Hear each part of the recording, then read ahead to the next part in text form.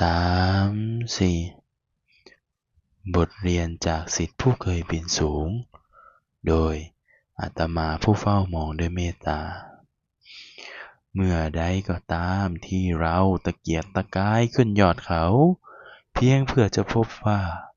ไม่มีอะไรอยู่บนนั้นเลยเมื่อนั้นแหละเราจะเริ่มมองหาดินให้เหยียบอีกครั้งอาตมาเคยรู้จักเด็กคนหนึ่งเขาไม่ใช่เด็กธรรมดาเขาคือผู้มีไฟในดวงตาสายตาแบบที่อาตมาเห็นไม่บ่อยนักมันคมกริบมีฝันมีแรงมีพลังที่จะเปลี่ยนโลกเขาใช้ชีวิตในมหาลัยไม่เหมือนใครไม่ได้หมกมุ่นอยู่แต่กับหนังสือหรือความรักของวัยรุ่นหากแต่ทุ่มเทให้กับการสร้างธุรกิจสร้างรางวัลและสร้างตัวตนทั้งในระดับมหาวิทยาลัยภูมิภาคประเทศจนถึงรางวัลระดับนานาชาติ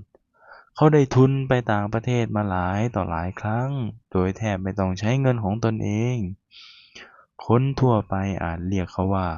เด็กดาวรุ่งแต่อาตมาเห็นเขาเป็นศิษย์ผู้กล้าฝันอย่างบริสุทธิ์ใจจนวันหนึ่งศิษย์ผู้นั้นกลับมาหาใช่ในฐานะผู้ชนะไม่หาใช่ด้วยแววตาที่เปล่งประกายดังเดิมเขากลับมาในสภาพของผู้สั่นไหวสงสัยและสับสนผู้ที่เหมือนเพิ่งตื่นจากฝันอันยิ่งใหญ่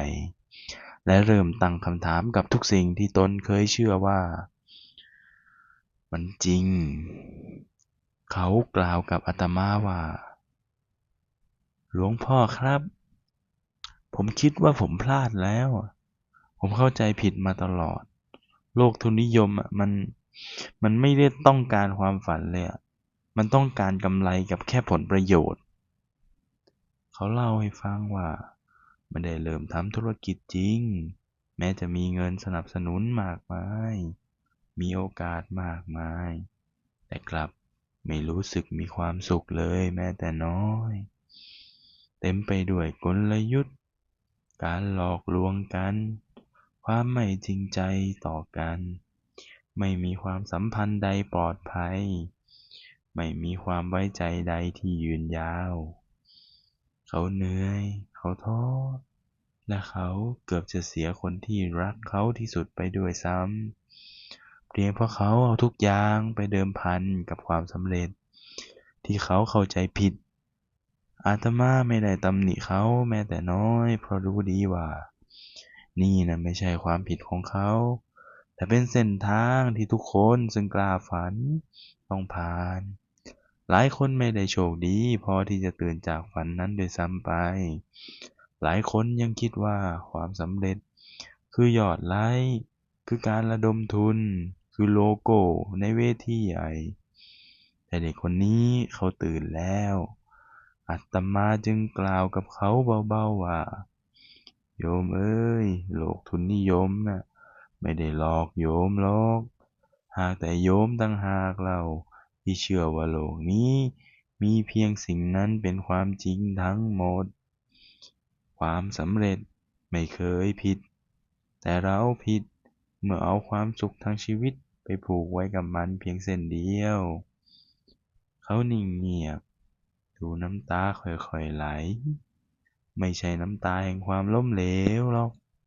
แต่หากเป็นน้ำตาของผู้ที่เริ่มตื่นแล้วจากความฝันที่เคยบังตาในวันนี้และในวันนี้เขาอยากถ่ายทอดบทเรียนของตนเองไม่ใช่ด้วยรางวัลไม่ใช่ด้วยชื่อเสียงหากด้วยหัวใจ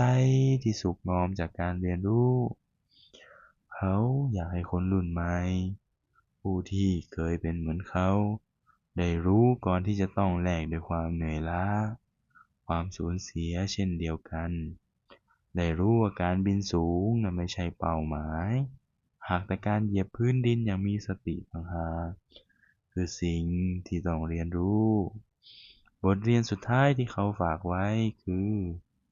อย่าทุ่มชีวิตทั้งหมดเพื่อจะเป็นที่หนึ่งในโลก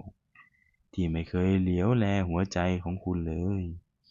เพราะสุดท้ายแล้วคนที่อยู่ข้างคุณในวันที่คุณไม่มีอะไรเลย คือความจริงที่ไม่มีเวทีไหนมอบรางวัลนี้ให้ จงใช้ชีวิตไม่ใช่ปล่อยให้ชีวิตใช้คุณ จากอาตมาผู้ไม่มีชื่อเสียงใดหรอก หากเพียงได้เห็นดวงตาของศิษย์กลับมามีแสงอีกครั้งก็เพียงพอ